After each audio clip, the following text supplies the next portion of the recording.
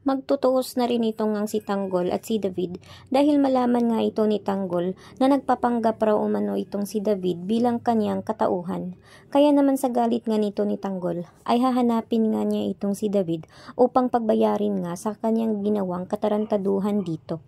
Kaya naman ay magtutuos nga sila at malaman nga ito ni Ramon na si Tanggol nga pala ang tunay niyang anak at hindi nga itong si David. Magagalit naman itong si Tanggol dito kay David dahil malaman rin niya na siya pala ang pumatay sa kanyang matalik na kaibigan dati. Kaya naman dahil dito ay hahanapin nga niya itong si David, subalit ay makatakbo at makatakas nga ito at kakampo nga ito sa ibang tao.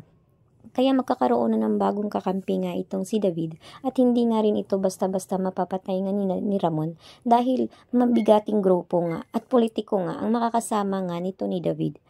Kaya dahil nga dito ay hindi rin basta-basta nga mapapatay ni Tanggol itong kanyang kapatid dahil maiisip rin niya na kahit anong mangyari ay dugot laman pa rin silang dalawa.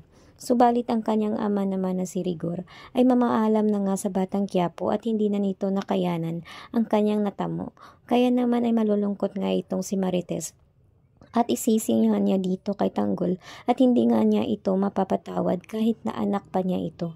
Pagmamakaawa naman nga ito ngang si Ramon na patawari na ang kanyang anak dahil na rin ay kasalanan raw umano ito ni Rigor dahil matagal na umano nilang nilihim ang tunay na pagkatao nga ni Tanggol.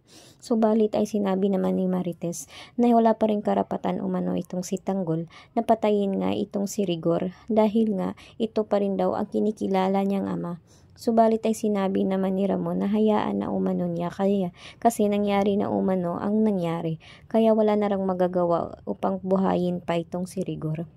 Subalit dahil dito ay sinabihan naman ni Ramon itong ang si Marites na hayaan niya ay tutulungan niya muna itong si Marites na makaahon at makapagsimula ulit. Natuwa naman itong ang si Marites dahil kahit papano ay tutulungan pa rin siya ni Ramon.